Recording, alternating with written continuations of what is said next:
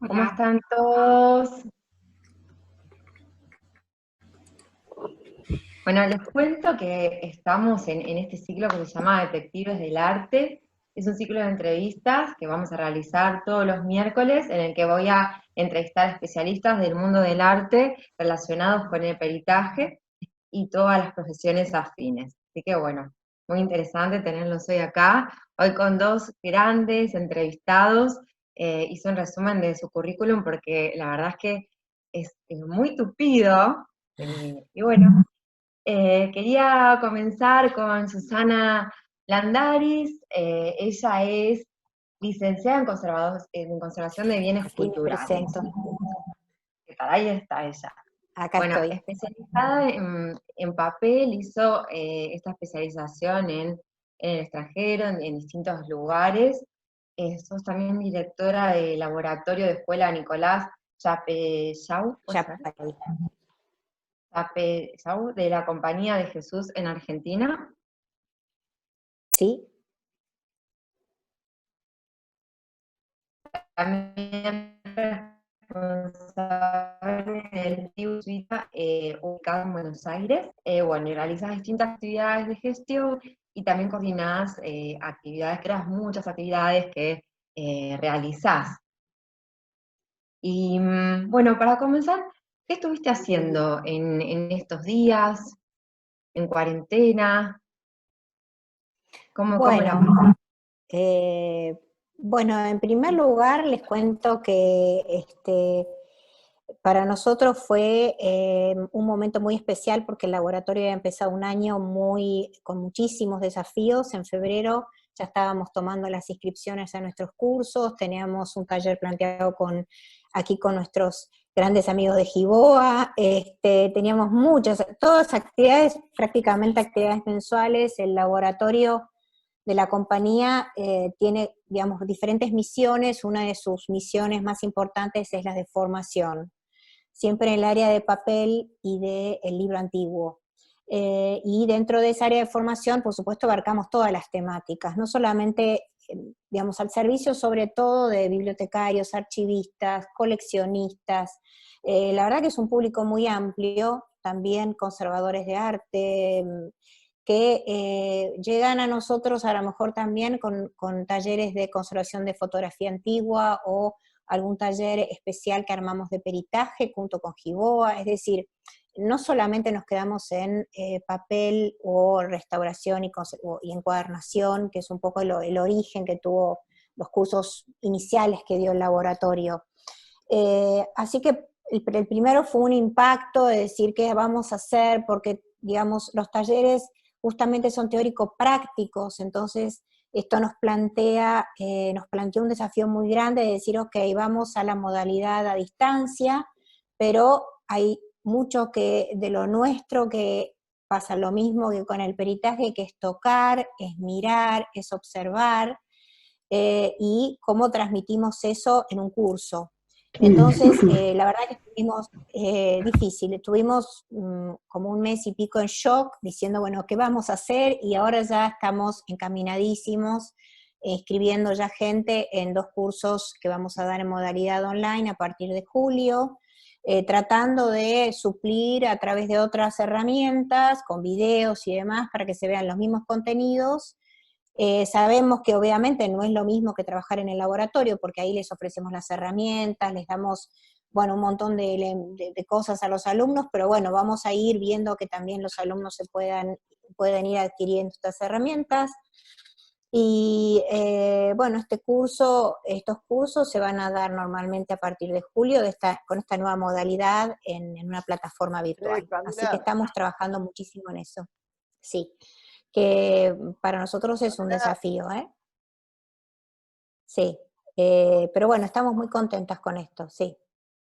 Y te quería preguntar, ¿qué comprende el fondo antiguo de la Compañía de Jesús para diferenciarlo con el laboratorio? Exactamente, por eso yo decía que tiene varias misiones, porque el Fondo Antiguo se creó ya hace más de 20 años, cuando los jesuitas decidieron reunir todos los libros que tenían en las diferentes casas. Muchos estaban en El Salvador, allí en Callao, y para los que no saben dónde estamos ubicados, estamos allí en Callao y Tucumán, en la manzana donde también está el colegio.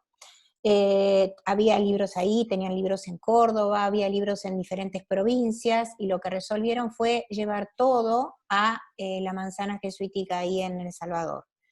Bueno, finalmente se buscó el lugar más adecuado, y hoy realmente tenemos una colección de casi 17.000 ejemplares que están, abarca un periodo desde el siglo XV al siglo XIX, con una colección muy heterogénea, muy interesante, que está en un lugar sumamente preparado, tanto desde la conservación preventiva como de seguridad, etcétera, etcétera. Eso nos llevó muchos años de trabajo, la verdad que fue muchísimo trabajo desde el padre que lo inició, que fue el padre Morales, que hoy está en Roma, y de los que continuaron en la gestión. Yo ya estoy hace 8 años en el laboratorio. Primero entré como conservadora a trabajar allí, así que la verdad es que tengo un corazoncito muy grande puesto en el fondo antiguo. Lo que hacemos es básicamente ofrecerlo también, obviamente con cita previa y con cierto cuidado, porque los libros algunos están en una situación bastante delicada, pero los ofrecemos obviamente a la consulta. El fondo es un fondo privado, le pertenece a la compañía, no es una biblioteca abierta, pero sí con consulta previa y con mi supervisión Se puede bastante acceder. cercana, y los pueden consultar.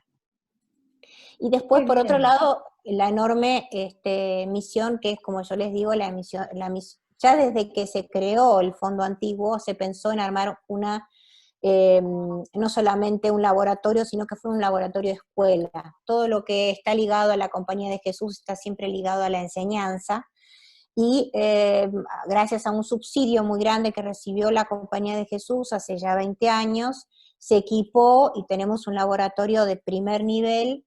Realmente, lo que respecta a América del Sur, tenemos un laboratorio, un taller increíble, no solamente equipado para ofrecer servicio de restauración y conservación a instituciones, a particulares, sino también para poder dar clase y dar talleres de distinto tipo.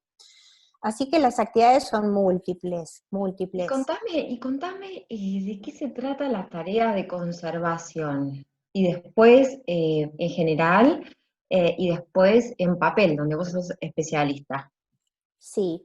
Bueno, siempre nosotros nos gusta hablar de conservación. La restauración está dentro de lo que es la conservación. La conservación abarca la restauración, y siempre se dice que en realidad preferimos hacer conservación preventiva, que es un poco como el médico cuando te dice él quiere hacer medicina preventiva. Nosotros nos gusta hablar siempre de que preferimos hacer conservación preventiva, que siempre la conservación trata de no intervenir en forma directa sobre el objeto. En este caso serían libros o documentos o obra plana, sino intervenir sobre su medio ambiente, todo su entorno, para que esa obra esté lo mejor posible y esté estable, y procuremos prolongar su vida lo mejor posible y por el mayor tiempo posible. Y en algunos casos, dentro de la conservación, también está la restauración, cuando hay que intervenir sobre un objeto que está en una situación inestable, ya sea porque tiene alguna patología determinada, y una vez que se hace un diagnóstico con diferentes testeos, pruebas, etcétera, el conservador toma la decisión de intervenir. Cuando ya interviene, ya se convierte en un restaurador, porque de alguna manera es como que le devuelve la estabilidad a la obra.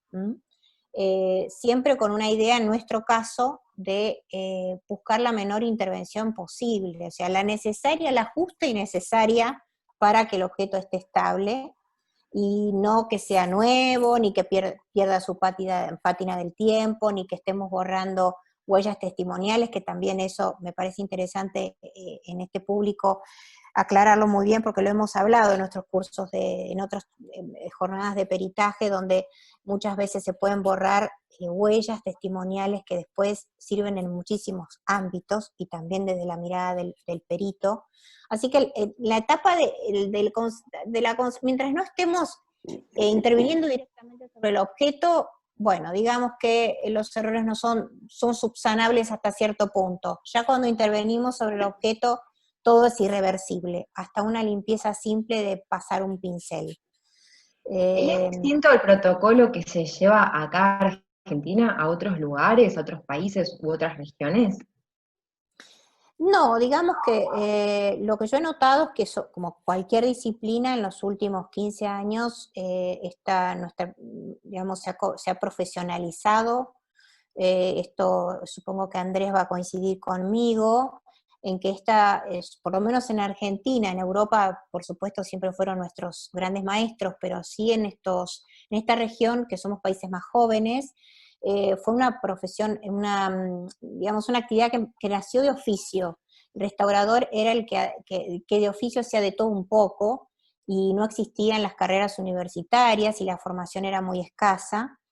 Hoy ya contamos, hoy no hay excusa, digamos, hoy en Argentina tenemos varios lugares para formarse, en universidades, está en el IUNA, donde yo me recibí, también la UNSA, que es la Universidad de Museo Social. O sea, ya no existe aquel restaurador o conservador que dice, bueno, yo puedo ser conservador o restaurador porque más o menos la tengo, soy autodidacta. No, digamos, hoy ya estamos tratando de que el que empieza a decir que es conservador tenga la formación, porque no hay excusas en nuestro país. Y así está pasando en toda la región. En cuanto a como en todas las disciplinas, hay que permanentemente estar actualizado, leyendo qué es lo que está pasando en el mundo, qué es lo que va pasando en las diferentes cuestiones, que siempre hay papers y cosas interesantísimas que van surgiendo de diferentes universidades o escuelas. Y después yo te diría que sí existe para mí una gran diferencia entre lo que es la escuela europea de lo que es la escuela americana, ¿no? Yo me pude formar en las dos escuelas y noté que si bien las dos tienden cada vez a intervenir menos, siempre la escuela italiana, que es la que comenzó a formar gente en el laboratorio ya por 20 años, era una escuela muy intervencionista. Ellos vinieron de la gran inundación de Florencia, donde se vieron obligados a intervenir muy fuertemente porque era una situación de emergencia, donde había que sacar los libros del agua. Entonces, bueno, una situación muy grave. Y por el otro Wow. lado tenemos a Estados Unidos, que vino mucho después, con otro tipo de escuela, digamos. Entonces, yo siempre digo que el que tenga la posibilidad no se quede mirando o leyendo solamente a una sola. Nadie tiene la verdad en esto. Yo creo que hay que formar el propio criterio estudiando a los grandes profesionales que hay por todo el mundo, porque hay realmente grandes maestros, y hay que estar permanentemente leyendo de ellos, no quedarse con una sola palabra, digamos, o un solo concepto.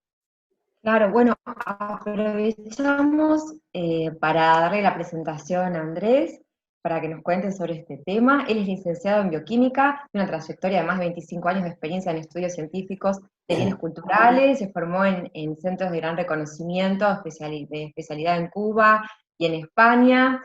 Tiene experiencia como docente en centros privados de formación de restauradores, es fundador de Arte Lab, una empresa con amplia experiencia en los estudios científicos de bienes culturales y vinculado al laboratorio de análisis del Museo Thyssen Bornemisza. Bienvenido, Andrés, fue una corta también Muchas presentación. ¿Cómo gracias. estás? Me gustaría Muchas saber tu opinión gracias. sobre este tema, Eh, cómo se lleva el protocolo de conservación en España y tu eh, tarea. sí, bueno, antes que todo quiero dar las gracias a Shiboa por la invitación, y es un placer poder compartir con Susana Brandariz esta entrevista. Yo comparto totalmente lo que dice Susana, apoyo totalmente lo que dice Susana.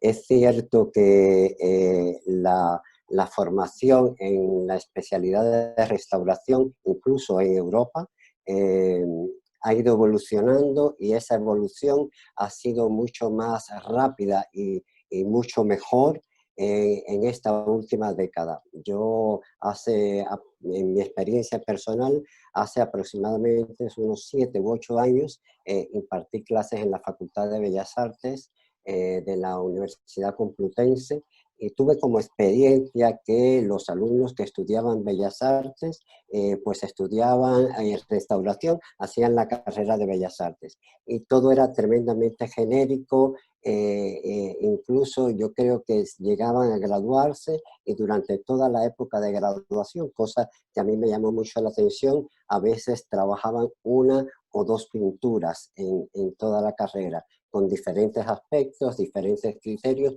pero muy poca obra, muy poco práctico. Luego, ya al menos ahora en España se tiene el grado en restauración y desde el principio se empieza a enfocar no solamente las técnicas y los materiales, sino también la filosofía, la metodología de restauración. De todos modos, comparto totalmente lo que dice Susana. Estos son los fundamentos básicos, es el principio por el que se tienen que regir, pero la práctica muy variada es finalmente la que da la experiencia y la solidez especialmente en esta carrera.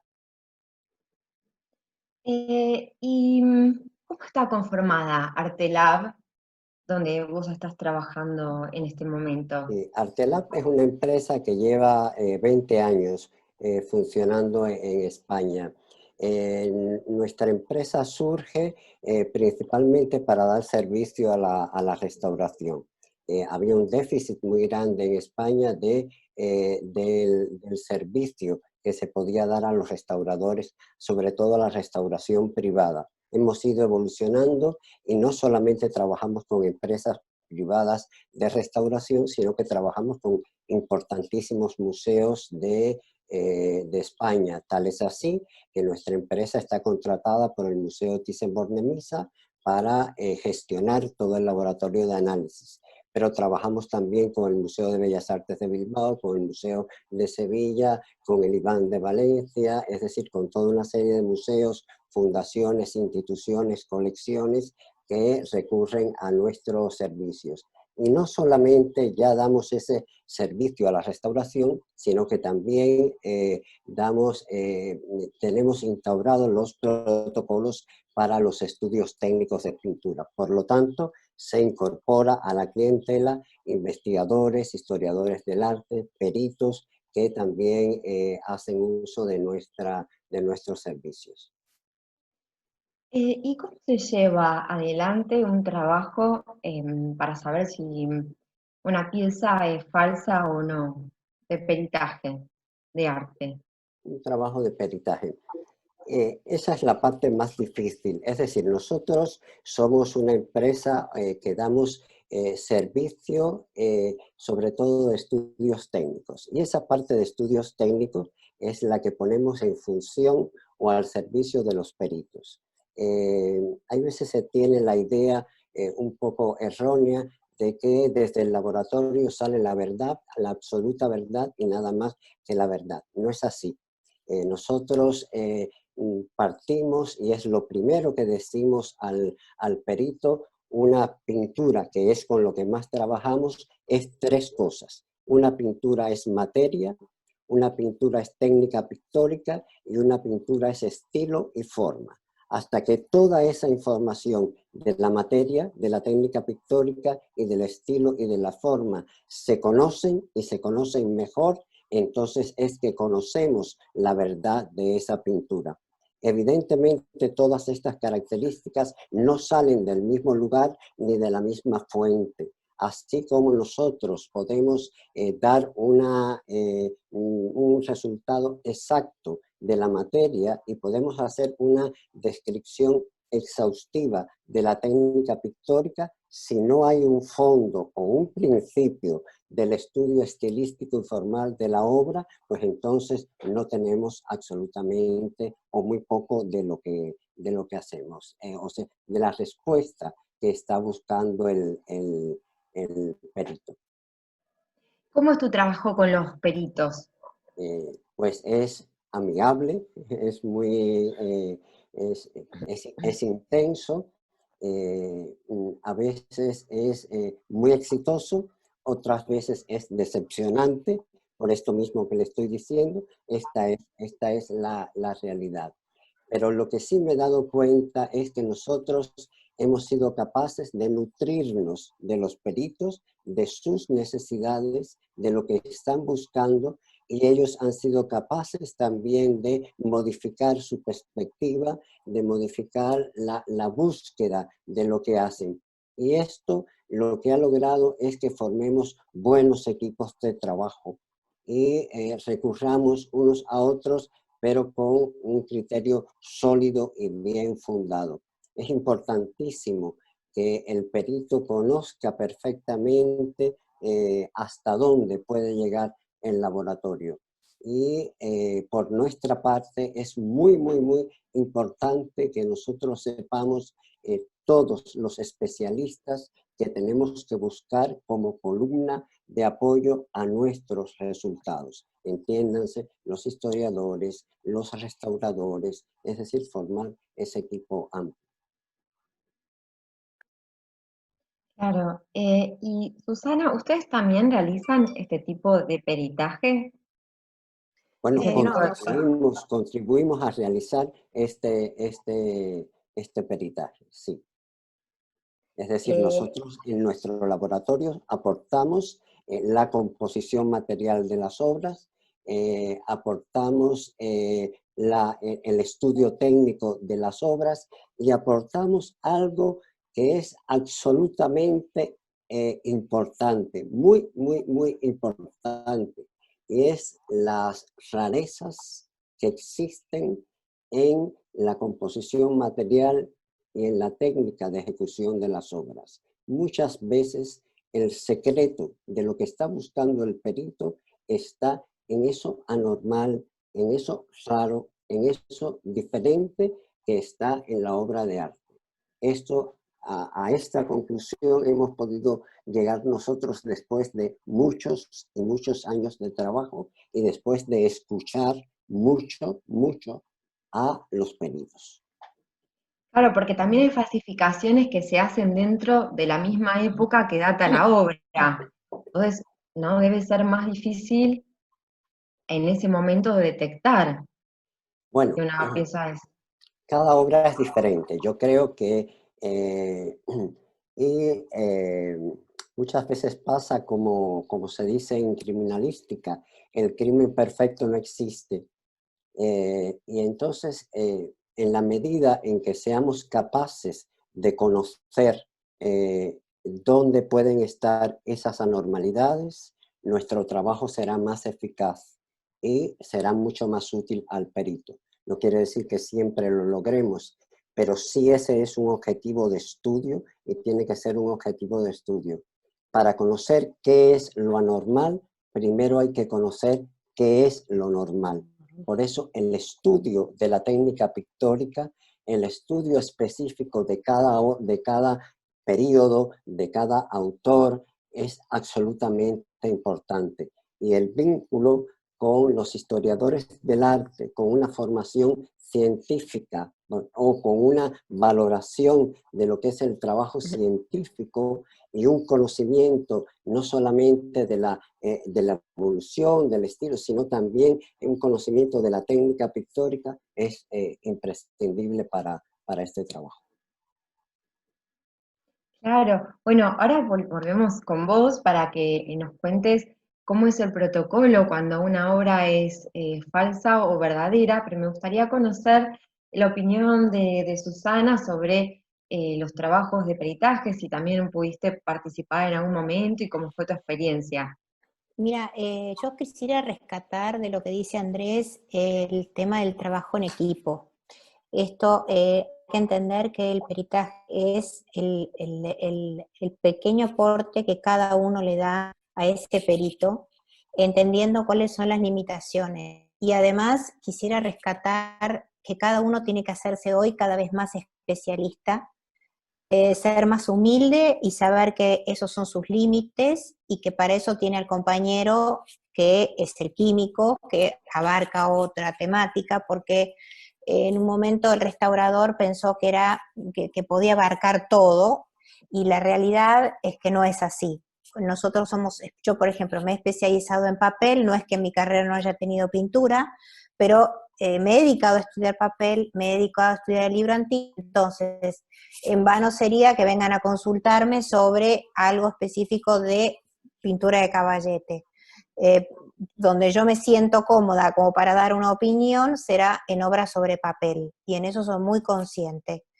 Creo que el aporte que tiene que dar el restaurador puede dar, es de muchas, tiene muchas aristas. Por un lado, nosotros decimos que los libros hablan, muchas veces y es así, los libros tienen muchísimas marcas que van quedando en el tiempo, desde el papel, que puede ser estudiado, puede ser analizado, de sus marcas, las filigranas, podemos saber si ese papel corresponde o no a la fecha en que el libro está supuestamente editado, es decir, podemos ser detectives un poco de ese libro porque hay muchísimos elementos que el libro nos da como para saber si todo, digamos, tiene una coherencia, pero siempre sabiendo que nosotros ponemos un granito en esto. En este caso, en Buenos Aires, los chicos, nosotros tenemos la ayuda enorme del INTI, en todo después Gustavo seguramente lo va a aclarar, que nos da un poco de la ayuda química y de todos esos increíbles instrumental que tienen, en el cual, bueno, por supuesto nosotros no opinamos, sino que estamos, lo que sí a lo mejor colaboramos en extraer una muestra para que sea lo más pequeña posible y lo menos destructiva posible. Casi les diría que prácticamente no existe daño alguno a la obra, y cuidamos mucho en esos aspectos también en cuanto a los protocolos. Y por supuesto todo, ya te digo, toda la opinión que podamos dar desde la observación completa, organoléptica total, más el instrumental que tenemos, como lectores de filigrana, rayos UV, luz de distinto tipo, que son elementos que colaboran al momento de analizar una obra. Siempre, en mi caso, obra sobre papel. ¿Mm? Volvamos al momento del crimen, ¿no? ¿Cómo son los protocolos, ¿no? Cuando nos enteramos que la obra es falsa? Pero Andrés, nos estabas contando recién.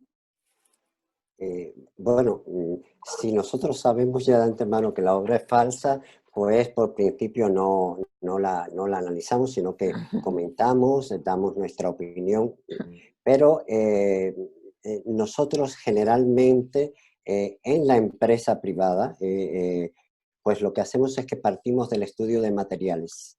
Y con el estudio de materiales, pues es falsa la idea que un pigmento permite poner en una época determinada. No, los pigmentos tienen periodos de comercialización, de síntesis y comercialización muy largos que no permiten precisar una época, ni tampoco son materiales que surjan transformaciones que puedan relacionarse esas transformaciones con un periodo transcurrido. Entonces, la datación a partir de pigmentos es una cosa muy tentativa y bastante relativa.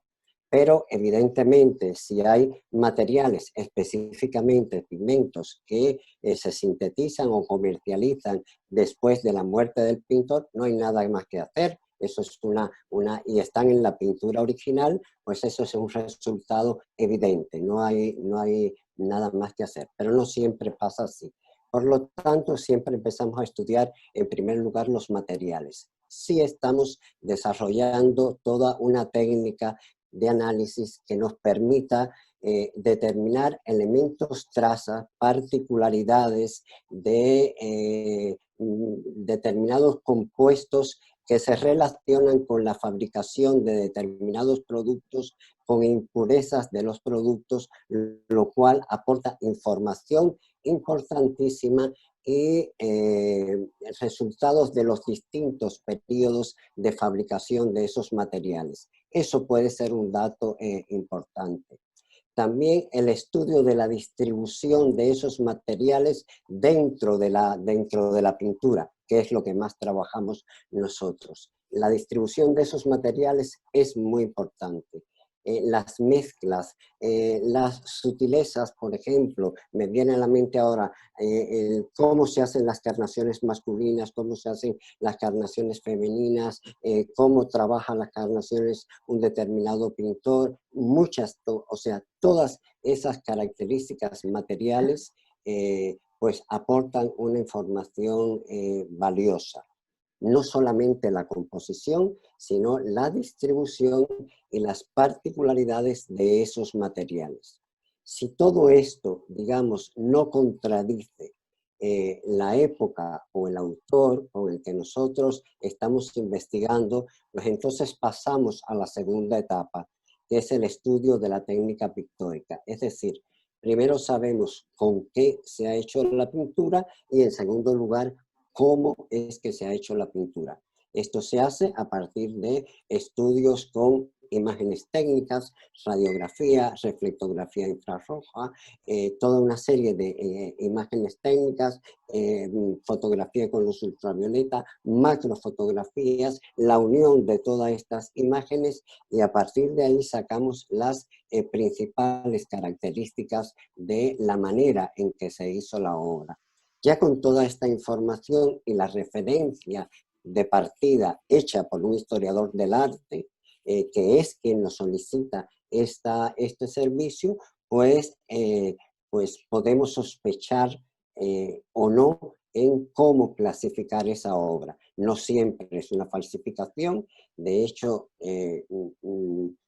no es tan alto el número de falsificaciones con el que nos hemos encontrado, como si las malas atribuciones son más y a partir de ahí, bueno, pues se toma la decisión y tiene un papel importantísimo el historiador del arte. Claro, ¿y cómo es ese momento de decirle a Picasso, mira, la verdad es que esta pieza fue atribuida a Picasso, pero no? ¿Cómo es el protocolo a seguir con el cliente? Pues comentarlo con el cliente, demostrarle al cliente por qué es lo que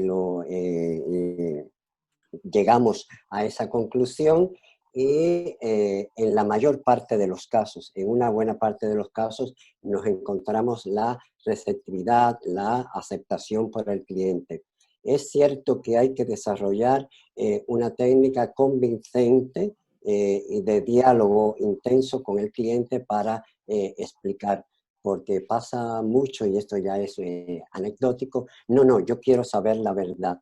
Y entonces llegas a la verdad, pero resulta ser que esa no es la verdad que quería escuchar el cliente. Y bueno, a veces se hace un poco difícil, pero es más anécdota. Yo creo que con una explicación fundamentada, todo bien explicado, y además yo creo que no hay que esperar al llegar al final de la investigación. Y eso es en mi experiencia ha sido un punto importantísimo. En el momento en que empiezan las sospechas o empezamos a tener resultados que ya desvían la idea de donde se pensaba, pues ese es un momento de empezar a hablar con el cliente y a comunicar todas las dudas que nos va aportando la investigación. Tal es También así. para ahorrar costos, ¿no? Porque si es muy largo el Exactamente, proceso. exactamente. Tal es así que vinculamos, eso mismo era lo que te quería comentar. En ese momento nosotros vinculamos al cliente dentro de la investigación y vamos decidiendo si continuamos o no con los protocolos de estudio. Digamos que esa es la estrategia, el protocolo que seguimos. ¿Ustedes también hacen tareas de conservación? Sí, trabajamos con parte de damos un servicio a la restauración y dentro de los servicios a la restauración, pues está, como hablaba Susana, en los trabajos de conservación. Nosotros estamos desarrollando, aparte de todo el trabajo pericial, estamos desarrollando una línea de trabajo que va encaminada a la evaluación del riesgo de los sistemas que se utilizan y los procedimientos que se utilizan en la restauración.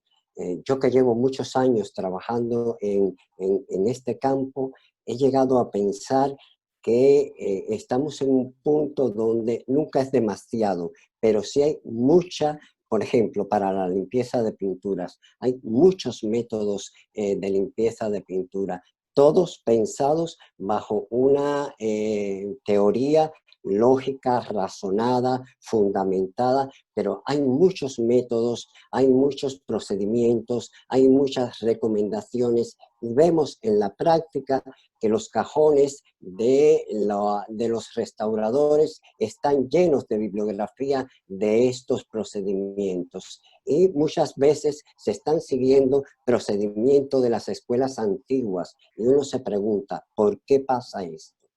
Y creo que una de las cosas por las que pasa esto es porque no hemos llegado a la realidad.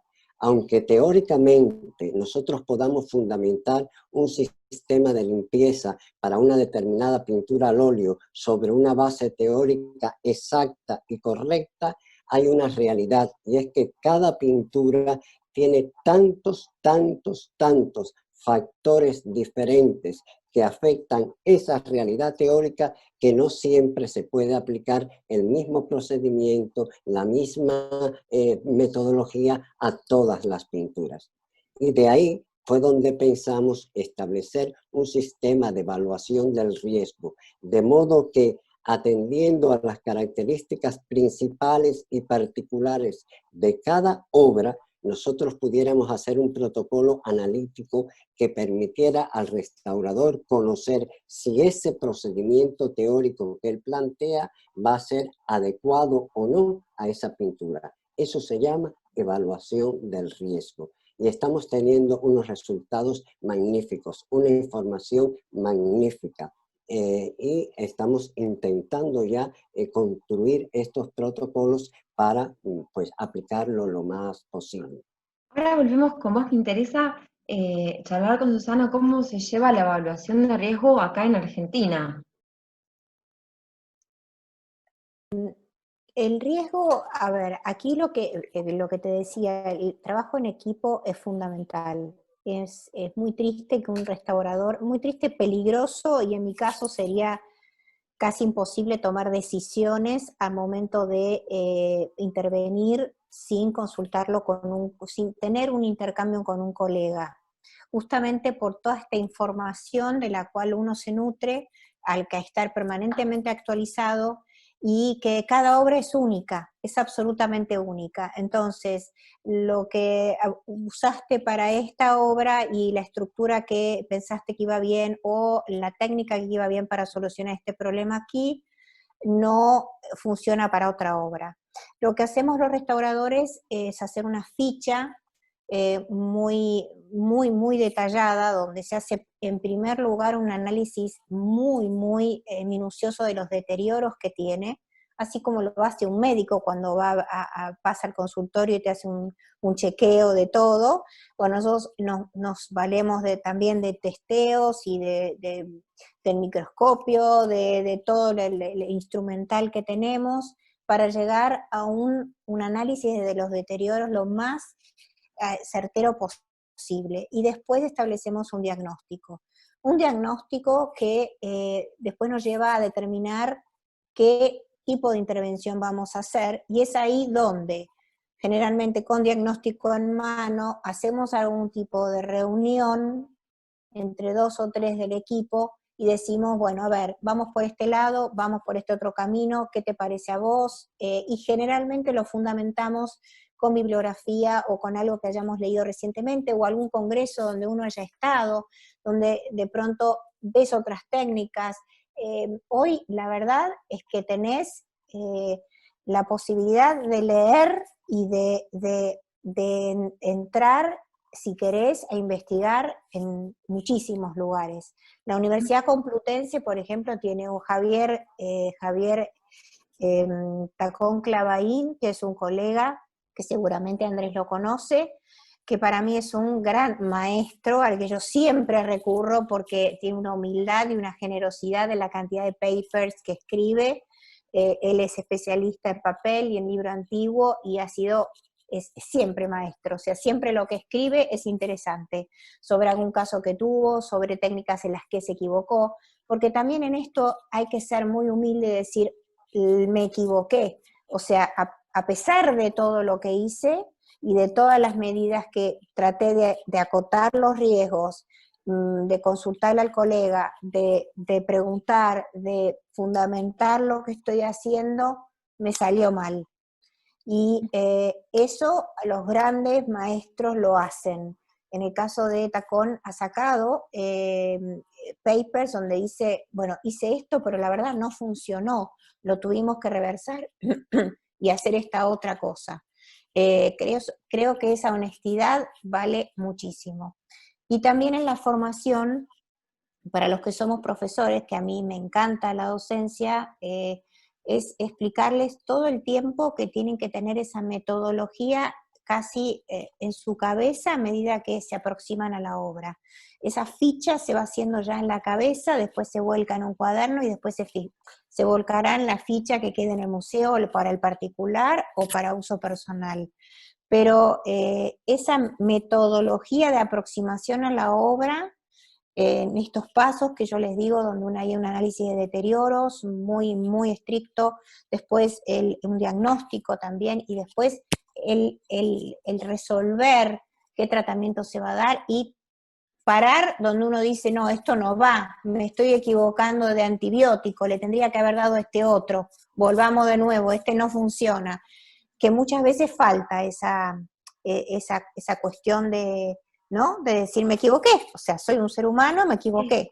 ¿Hay buenos lugares de capacitación en En Argentina? Después Argentina, le preguntamos a mira, en Andrés. Argentina, sí, en Argentina tenés las universidades que tienen el problema, que te capacitan en todos los bienes culturales. Eso abarca pintura, escultura, cerámica, papel, y el que mucho abarca, poco aprieta. Lo que ocurre es que nos falta práctica, a pesar de ser una carrera de 5 años, son 65 materias, parece que nos fuéramos a recibir de ingenieros de bionucleares, pero realmente cuando yo terminé la carrera sentí que me faltaban muchísimas horas de práctica y que me faltaba especializarme, porque no hay una especialización. Entonces, cuando vos decidís que tu materia, el material con el que te sentís cómodo y donde vas a seguir incursionando y estudiando es papel, por ejemplo, o es pintura de caballete, yo lo que recomiendo siempre es vayan por el camino y especialícense, o sea, es ahí donde se marca la diferencia, no podemos abarcar todo, es tan amplio el conocimiento en cada una de las áreas que es un error pensar que uno puede abarcar todo. No, digamos, yo he empezado con el libro antiguo y me doy cuenta que se abren y se abren y se abren puertas. Entonces, creo que hay que especializarse en, casi diría, en cada vez en cosas más pequeñas, para poder formar equipos y colaborar desde la especificidad, ¿no? Le costó mucho al restaurador de oficio entender el esquema de trabajar en equipo, porque significa que esa formulita que yo tengo, que me la inventé y que me funciona y que no sé, me funcionó siempre, entonces como dice Andrés, me funcionó siempre, entonces me va a seguir funcionando, yo la uso hace 15 años, no me digan, esto funciona. Pero viene otro y le dice, mira, no tiene fundamentos, esto con esto, ¿de dónde la sacaste? Y no, me la enseñaron, y digamos, eso ya no va más.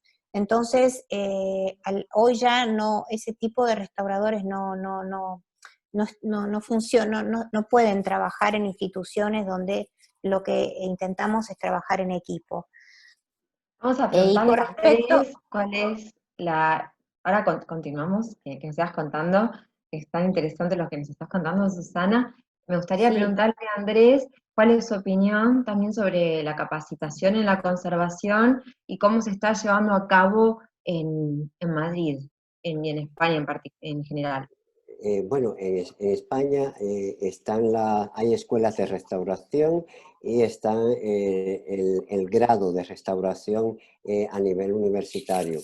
Actualmente muchísimo más especializado y con una formación mucho mejor pero yo creo que hay que tener en cuenta que durante todo el periodo de formación, y por eso surge el movimiento este de los profesores adjuntos, es decir, buscar aquellas personas, aquellos especialistas de empresas con experiencia que se puedan incorporar a las universidades y explicar y aportar su información a los estudiantes. Sin embargo, en lo que hablaba Susana, y yo comparto totalmente los criterios de ella, pensaba yo en estos momentos que a partir, y siempre todo tiene su parte buena, yo creo que a partir de esta necesidad que hemos tenido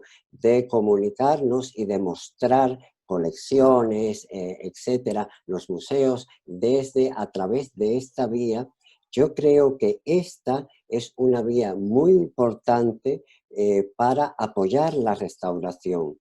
La de buscar planes organizados con temas importantes y vitales para los estudiantes de restauración que de manera extra docente se puedan comunicar y se pueda aportar toda esta información que seguramente enriquecerá muchísimo la formación de los estudiantes. Si se hace, yo creo, un buen programa para estudiantes de restauración de papel, de escultura, de pintura, con la experiencia de profesionales que lleve tiempo trabajando en la restauración, pues a través de esta vía es una fuente, pero de interés extraordinario, y yo creo que puede dar lugar a crear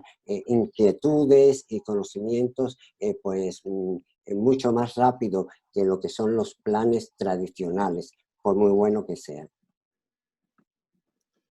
Claro, que es interesante, ¿no? Lo que están compartiendo, Sí, qué importante es ponerle énfasis en cómo transmitir estos criterios para formar eh, futuros buenos conservadores, ¿no? Y que se lleve bien esta práctica.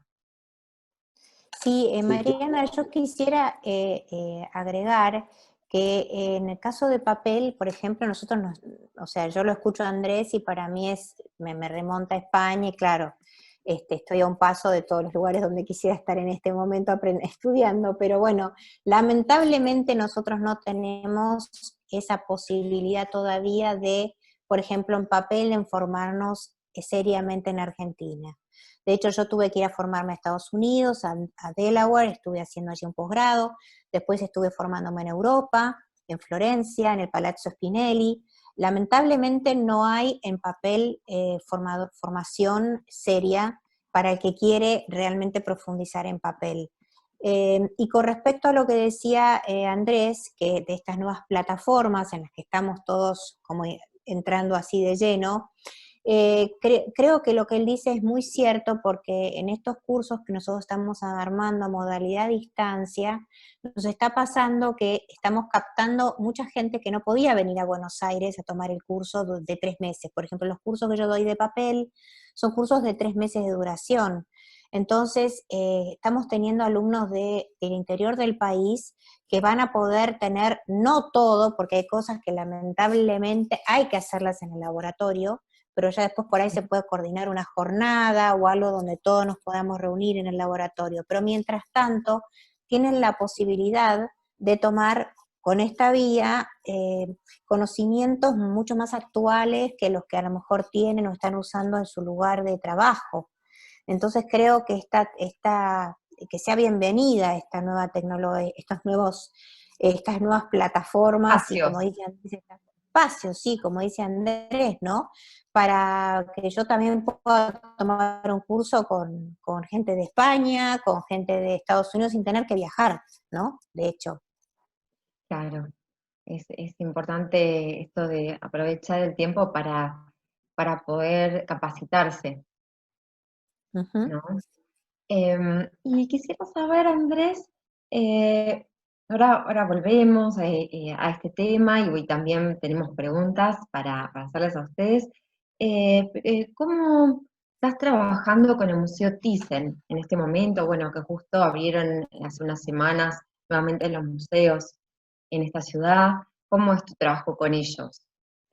Sí, el trabajo del Museo Thyssen, yo hace ya unos cuantos años que trabajo en el Museo Thyssen. Mi empresa es la que gestiona el laboratorio del Museo Thyssen desde el que lo creamos. Eh, lo creamos con un fundamento que a mí me parece interesante. El laboratorio de análisis está dentro del taller de restauración. Mm, No está en una habitación separada, sino está dentro del taller de restauración. Y cuando yo me enteré que estaba dentro del taller de restauración, para mí que llevaba mucho tiempo trabajando en la restauración y siempre trabajaba al lado del taller, a la derecha del taller, encima del taller, 2 pisos más abajo del taller, pues esta vez era dentro del taller de restauración. Y dije, voy a hacer una petición, a ver si funciona. No quiero que haya una pared divisoria entre el laboratorio y la parte de restauración, toda la parte de restauración. Honestamente, con 2 objetivos. Un objetivo era que el espacio que me habían dado era muy pequeño y yo quería poco a poco irme ampliando. Pero el otro objetivo es broma. El otro objetivo, y era muy importante, era que no hubiera pared, pero que no hubiera pared ni física ni hubiera pared mental entre los restauradores y yo, y entre mi manera de pensar y la realidad que querían plantear los restauradores. Y así lo hicimos y así es el taller. No hay una división física entre toda la parte, todo el equipamiento de laboratorio y todo el equipamiento de restauración. El flujo es constante y la comunicación es constante. Parece que no, pero esto ha sido un factor bastante importante y al menos en mi experiencia muy curioso. Nosotros en el museo hemos desarrollado 3 líneas de trabajo. Una línea de trabajo está enfocada a dar servicio a los restauradores, digamos el servicio rutinario. ¿Cuál es el barniz? ¿Hay repinte? ¿No hay repinte? ¿Cuál es la técnica pictórica? Es decir, todo el trabajo que va encaminado a dar ese servicio primario y básico a los restauradores. Otra línea de trabajo que me pareció importante desarrollar allí fue el estudio de los materiales que se utilizan en la restauración. Desafortunadamente no hay empresas que fabriquen materiales específicos para la restauración. Casi siempre se utilizan los materiales de bellas artes o de cualquier otra función, adhesivos, barnices, consolidantes, y se utilizan en la restauración. Muchas veces los fabricantes dicen que estos son productos magníficos, productos con unas propiedades estupendas y la tienen. Sin embargo, para la restauración no serían productos absolutamente nada idóneos. Y la durabilidad o los cambios que puedan tener esos productos también pueden afectar las obras. Por lo tanto, nosotros nos dedicamos a crear una línea de trabajo que controlara la calidad de esos materiales, los posibles cambios de color, los cambios de textura, los cambios en las propiedades, y así hemos ido creando una ficha de cada uno de los productos que se utilizan en la restauración. Y la otra línea de trabajo es la línea de los estudios técnicos, es decir, en los museos generalmente las obras están documentadas, están ya más estudiadas, están más organizadas en este sentido, y nuestra parte es conocer cómo las particularidades de los pintores, la manera de hacer, la técnica de ejecución, toda la información técnica que puede salir de esa obra. Ahora estamos desarrollando esta cuarta línea, que es el perfeccionamiento de los métodos de control de los procesos de restauración, es decir, esa evaluación del riesgo que te comentaba antes. Y es un laboratorio pequeño, pero muy activo. Trabajamos en coordinación por todo el equipamiento con los laboratorios del Museo Reina Sofía y del Museo del Prado. Y entonces, pues, intercambiamos equipos. No es lógico que en un espacio tan breve, tan corto, haya equipos tan caros repetidos. Y trabajamos de esta manera. Qué interesante. Y en tu caso, Susana, ¿también está todo interconectado, los distintos No, sectores? nosotros no tenemos esa suerte. Lo que sí tenemos es la ayuda del INTI, que en el caso de necesitar estudios específicos nos los puede dar y nos los puede brindar.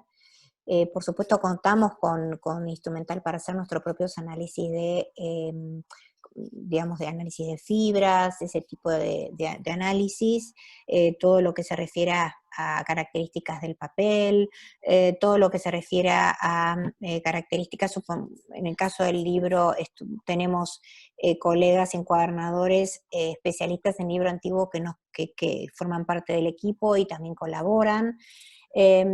Pero estamos un poco más separados, no tenemos la suerte de estar trabajando todos en el mismo espacio, que nos ahorraría un montón de tiempo y que sería fantástico poder Por un trabajar tema de así, pero bueno, presupuesto, ¿no? sí, porque además el INTI le ofrece servicios a otro montón de lugares, con lo cual a veces tu pedido no es, digamos, tenés que ver en qué momento lo pueden. eh, y de todas maneras, nosotros tenemos una de las personas que trabaja en el INTI trabajando como restauradora en el equipo, con lo cual hay muchas cosas que ya ella las puede analizar, pero bueno, se necesita aparatología especial e instrumental que no lo tenemos. Pero sí, es verdad que, bueno, sería genial poder contar con una infraestructura así. Nosotros eso no lo tenemos, pero sí tenemos, la verdad, que un laboratorio muy bien equipado y no sé si los que lo conocen, si alguno ya tuvo la oportunidad, habrán visto que nosotros tenemos, digamos, tenemos la capacidad como para poder hacer un análisis bastante profundo de las obras en general. Pero bueno, hay obviamente estudio de tintas, por ejemplo, eh, que seguramente en el caso de un peritaje a lo mejor se necesitan por alguna firma.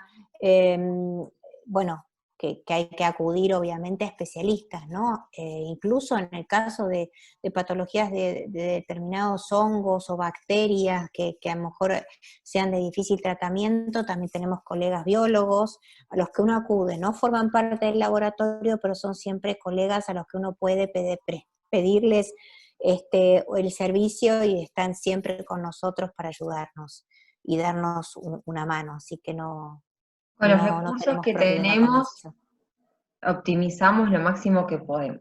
Sí, optimizamos lo máximo que podemos, seguramente después podrá contarte Gustavo bueno, el mismo Alejandra que también está aquí, que muchas veces, digamos, con Alejandra empezamos a trabajar el tema del peritaje de films, porque justamente en los libros no hay nada más que perturbe más al que te trae el libro, dice, bueno, este libro está firmado por Borges, y no sabe si la firma, si pagó un libro con la firma de Borges o no, o si la marginalia corresponde a la época, digamos, lo que tiene escrito al margen, los subrayados o cualquier otro elemento que esté dentro del libro fuera de la impresión, pertenece a la época o no, o si hay un montón de cosas que de pronto te exceden porque no puedes hacer análisis de esas tintas o análisis de un punto, digamos, de la firma y necesitas un colega que te ayude. Pero la verdad es que lo que sí tenemos es una red muy grande de colegas a los que podemos acudir sin ningún problema y se los convoca por proyecto. De hecho, en el laboratorio, nosotros, todos los restauradores que trabajan, que somos 9, trabajan por proyecto, se los contrata por proyecto. Lo que pasa que, excepto en este momento, que estamos con un paréntesis, los proyectos van entrando uno tras otro, entonces ese grupo prácticamente trabaja en forma permanente, pero mi función como directora es justamente coordinar todos estos recursos para que cada uno pueda dar lo mejor de sí en función de la especialización que tiene, para alocarlo a ese proyecto, ¿no? Y Y en cuanto a además, eso, mm, sí, no, decime. está bien. No, que justo hay una pregunta de la gente, de Lorena, que está relacionado para entender mejor. Dice, o sea, cada especialidad aporta puntos de vista concretos desde su lugar, pero es finalmente el perito que determina la autenticidad de la obra, ¿es así? Definitivamente lo que yo voy a aportar es lo que puedo aportar como restaurador. Yo no puedo aportar elementos, o sea, le voy a dar todos los elementos que pueda desde mi disciplina al perito. El perito es el que, digamos, yo no soy perito, deberíamos pedir la ayuda de Gustavo, pero es el perito el que determina después, porque es el que después va a poner la firma. Él va a pedir, y obviamente va en los pasos, entiendo por todos los talleres en los que participé porque me encantan, entiendo que él va pidiendo a cada uno su aporte para poder llegar a determinar la autenticidad o no de la obra. A veces, bueno, es corto el camino, porque a lo mejor con consultar a un especialista de historiador del arte o demás se termina la historia, pero a veces hay que ir avanzando un poco más y van, obviamente, consultando a más especialistas. Pero El lo que perito es el nosotros que pone hacemos la es, firma. el perito es el que pone la firma. Nosotros podemos darle nuestro aporte, nuestro pequeño aporte en función de lo que se nos solicite. Por ejemplo, este papel con la filigrana que tiene, es decir, con el sello que hay que investigar del fabricante. ¿Se corresponde con la edición del libro? No, mira, este papel es posterior, definitivamente hay algo acá que no funciona. Por ejemplo, te doy un ejemplo, que eso Mm, es algo muy común, datar las falsificaciones de papel y decir que un libro es del 1500 con un papel que es del 1700, no va a funcionar. Entonces, claro. así muchos ejemplos.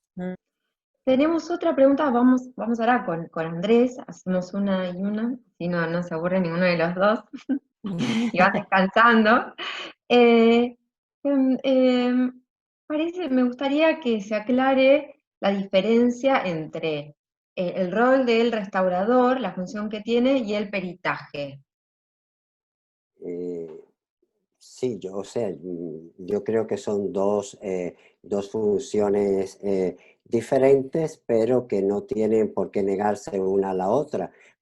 Hay peritos que solamente son peritos, y hay restauradores que solamente son restauradores, y hay peritos que también son restauradores. Yo comparto absolutamente, y creo que a esta pregunta la respuesta que ha dado Susana es perfecta. Yo creo que no está tanto en quién determina o quién firma, sino la responsabilidad en lo que firma. Y la responsabilidad de lo que se firma, no, ese es el objetivo final, pero lo importante es el camino recorrido para poder firmar o para poder afirmar ese juicio o ese peritaje.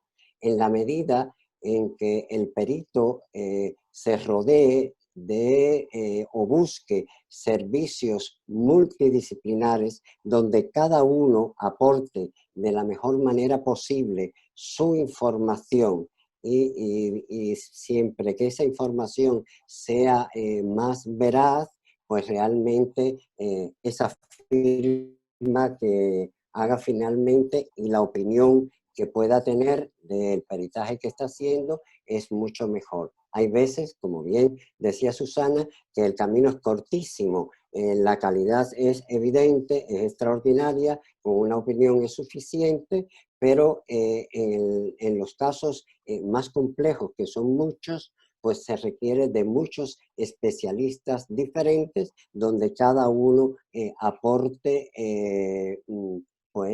su criterio y sus resultados de las Claro, investigaciones. Entonces, hay peritos que también son claro, restauradores. son disciplinas Sin distintas, duda pero que ninguna, sin comparten. duda ninguna, Perdón un momentito, Mariana. Sin duda ninguna, el restaurador tiene una experiencia vital importante. El restaurador está en contacto directo con la obra.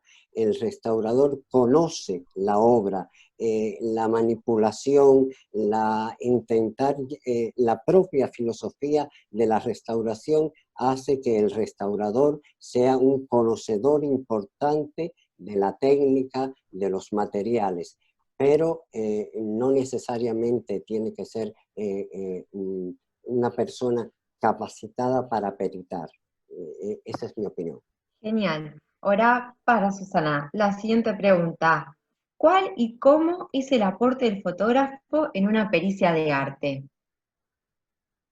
Pues la fotografía y sobre todo la fotografía técnica es un documento tremendamente importante, es muy, muy, muy importante. El servicio que ofrece el fotógrafo, pues, y la calidad del trabajo del fotógrafo facilita, pero muchísimo, la investigación que están haciendo, digamos, el conjunto de investigadores. No hay un buen peritaje si no hay un buen apoyo fotográfico. Y eso sí, la fotografía técnica no es una fotografía muy especial, es una fotografía que requiere de un conocimiento importante de lo que se busca y de lo que hay que demostrar a través de la fotografía. Perfecto. Sí, Mariana, Mariana, yo ahí te agregaría que lo importante es que el fotógrafo obviamente tiene que ser el especialista, pero el restaurador o quien necesite de esas fotografías es el que le tiene que indicar qué quiere ver con esa fotografía y qué es lo que quiere demostrar, o porque piensa que por ahí va el camino, decirle al fotógrafo, vamos por ahí. O sea, el fotógrafo es un técnico. Estamos tratando de que sea el mejor, por supuesto, pero nosotros como el restaurador, en el caso de, no sé, el especialista en firma o el que esté viendo el tema pictórico, no sé, en las diferentes disciplinas serán el que le digan al fotógrafo, quiero buscar esto, dame lo mejor que puedas darme en fotografía para ver qué más puedo ver que no estoy viendo, porque lo que te permite es ir un poco más allá de tus ojos. Entonces, esos son siempre herramientas de las que uno se vale, ¿no? Desde la pequeña lupa hasta fotografía más importante, con las técnicas más importantes. Claro. Gustavo, ¿no? te Solamente escuchamos. es importante un fotógrafo artístico.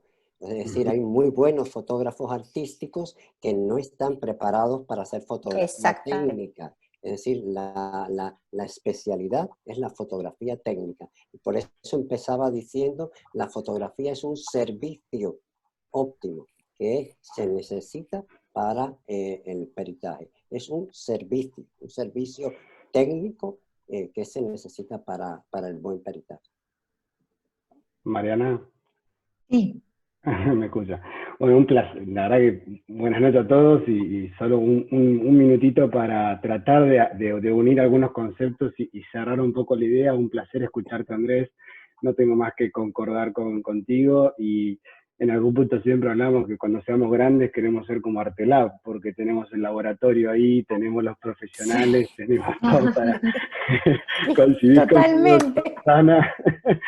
Y ahí primero aclarar que estamos teniendo visitas en la entrevista de personas de diferentes partes de América Latina, también de España. Entonces, como dijo Susana y Andrés, el nivel de formación, tanto en conservación como en peritaje de arte, varía enormemente de acuerdo a cada país, a cada región, a cada posibilidad.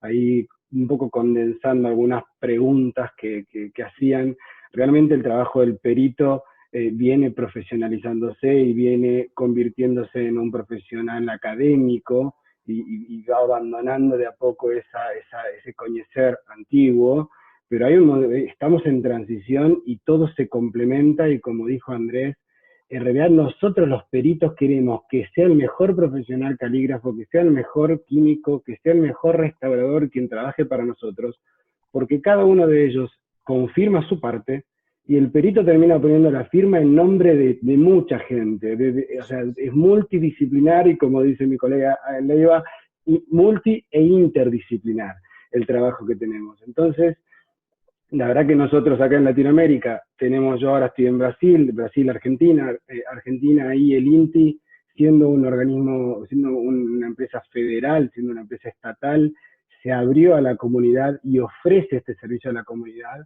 No es la realidad de lo que pasa acá en Brasil, donde hay grandes laboratorios que están cerrados para dentro de la universidad. Entonces, no, yo particular no puedo contratar al laboratorio para que me haga trabajos privados, sino que están volcados para dentro de la institución.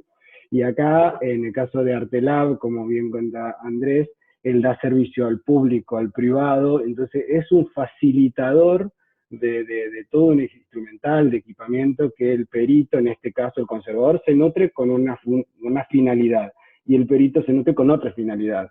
Y solo para aclarar que me encantaría lo que dijo Andrés, que tecnológicamente se confirman algunas cosas y después se procede a la parte histórico-técnica y estética.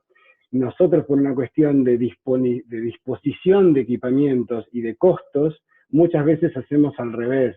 Primero descartamos que esa obra, o confirmamos que esa obra se encaje históricamente, se encaje estéticamente, y después vamos al laboratorio ya pidiéndole un turno al INTI para hacer una muestra como para terminar de confirmar fehacientemente la composición material. Entonces creo que cada país tiene su realidad. Nosotros instamos a abrir el código, a hablar. Este ciclo de conversaciones es para esto, para que los grandes profesionales de cada área cuenten lo que hacen y llegar a distintos lugares, ¿no? Y no siempre estar centrados en las grandes urbes o en Buenos Aires o en Europa, sino poder hacer esto mucho más abarcativo. Así que bueno, no quiero hablar más, eso es lo que quería decir. Bueno, muy interesante el aporte. Gracias. Bueno, ¿terminamos entonces o las últimas preguntas? No, teníamos eso. Una pregunta para Andrés, creo que preguntaron si la lectura de la radiografía, la interpretación la hace solo el radiólogo o la hace en conjunto con el restaurador. Entonces no quiero yo responder eso, quiero que responda un restaurador. Casi siempre, o sea, en el caso nuestro, la radiografía, para contestar esto voy a ir un poquito a lo que tú dijiste y a una cosa muy interesante que dijo Susana. Yo creo que la nueva empresa y la empresa con la envergadura que tiene un laboratorio como el nuestro o del tipo del nuestro, hay que planteársela de otra manera.